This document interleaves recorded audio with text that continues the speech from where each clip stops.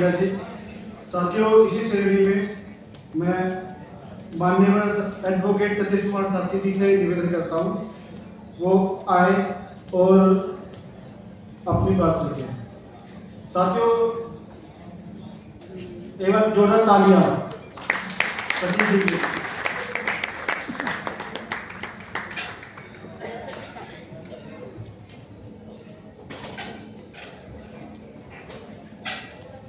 भारतीय समाज निर्माण संघ को बहुत बहुत धन्यवाद करता हूँ, उनका आभार प्रकट करता हूँ कि जिस बात को बाबा साहब ने शुरुआत में कहा था वो उन्होंने कर दिखाया। बाबा साहब ने कहा था कि मैं किसी समाज की तरक्की उनकी महिलाओं की नज़र से देखता हूँ कि महिलाएं उनके साथ कितना कंधे से कंधा मिला के खड़ी है। आज मैं कह सकता हूँ इस बात के लिए मुझे बड़ी खुशी हुई। पहले सेशन में मैं बैठा हुआ था कि मैंने ऐसा पहला कार्यक्रम देखा जिसमें महिलाओं के लिए विशेष सत्र रखा गया और वो भी पहला। तो इसके लिए मैं भारतीय समाज निर्माण संघ को बहुत बहुत धन्यवाद देता हूँ, खासतौर पर विशेष तौर पर उनके राष्ट्रीय अध्यक्ष माननीय वीर सिंह बहुत साहब का और उनकी पूरी टीम के लिए मेरी तरफ से बहुत बहुत धन्यवाद और आभार। और मेरे साथी रमेश कुमार राउत जी का बहुत बहुत धन्यवाद जिन्होंने मुझे इस कार्यक्रम में आमंत्रित किया। तो साथियों, हमारे समाज के सभी महापुरुषों को और मार्गदर्शकों को, संतों महात्माओं को नमन करते हुए और हमारे मंच पर आसीन विशेष अतिथि, हमारे समाज को मार्गदर्शन करने वाले सभी हमारे मार्गदर्शक और मेरे साथीगण, भाइयों और हमारी बहनें, इस कार्यक्रम में जो सेकंड सत्र रखा गया है वो उस विषय ये है कि हमारे बहुजन समाज के स्वयंभू नेताओं ने खुले अम्बेडकरी आंदोलन को आज चौराहे पर लाकर छोड़ दिया। बिल्कुल सच बात है और मैं फिर आभार प्रकट करूंगा इस संस्था का कि जिन्होंने इस विषय को उठाया। आज हम सभी लोग जितने ही बहुजन समाज के, दलित समाज के, वंचित समाज के लोग आज सच में चौराहे पर खड़े हैं।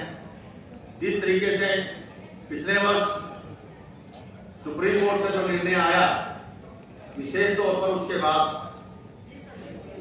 जो मनोवादी शक्तियों का जो षड्यंत्र था वो कामयाब हुआ, क्योंकि 1949 में जब आखिरी संविधान सभा में बाबा साहब बोल रहे थे, उन्होंने ये तो कहा था कि संविधान के माध्यम से मैंने इस गैर बराबरी सामाजिक व्यवस्था को राजनीतिक तौर पर तो खत्म कर दिया संविधान के माध्यम से, लेकिन आने वाले समय में सामाजिक और आर्थिक स्तर पर जो असमानता है समाज में वो कैसे खत्म होगी, ये मेरे लिए बहुत बड़ा प्रश्न है। और उसके बाद के हालातों को चलते चलते, क्योंकि समय का मैं सिर्फ पिछले वर्ष की बात को लेकर चलता हूँ, 1 अगस्त 2024 को जब निर्णय आया सुप्रीम कोर्ट का कि जिसमें वर्गीकरण किया गया A कैटेगरी का, B कैटेगरी का,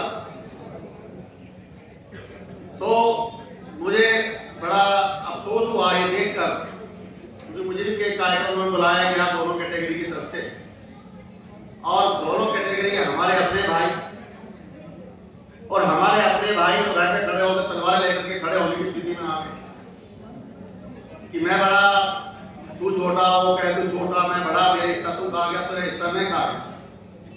बड़ी अफसोसनाक स्थिति थी।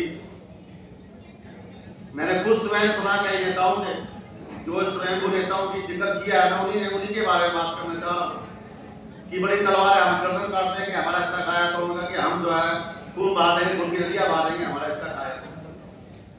लेकिन उन स्वयं नेताओं को ये जानकारी नहीं थी कि ये सब षड्यंत्र रचा गया है सारा का सारा, क्योंकि इस देश में लोकतंत्र सबसे विश्व का सबसे बड़ा लोकतंत्र है, सबको बराबरी का वोट का अधिकार मिला है और वोटों की संख्या किसके पास ज्यादा है?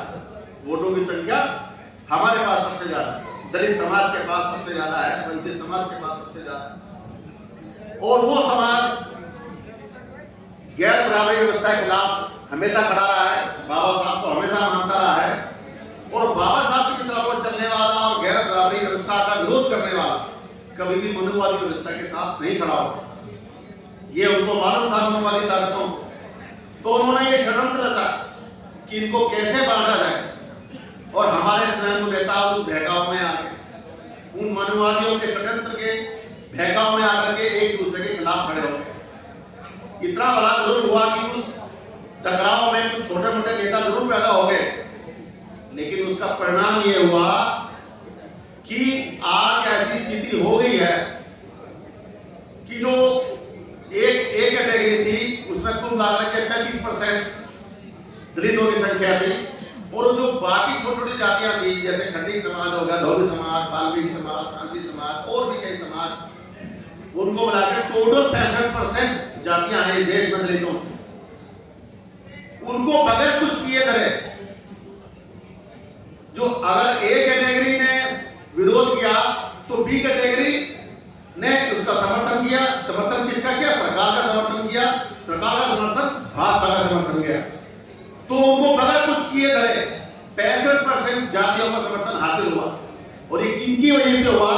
हमारे नासमझ नेताओं की वजह से हुआ, जो आपस में तलवार लेकर के एक दूसरे को मारने के लिए खड़े हो गए थे, बजाय इस बात पे मंथन करने के कि मनुवादी ताकतों ने हमारे खिलाफ षड्यंत्र क्या रचा है। इस जजमेंट के माध्यम से हमें एक दूसरे का विरोधी कैसे बनाया। आज कोई भी दलित नेता, चाहे वो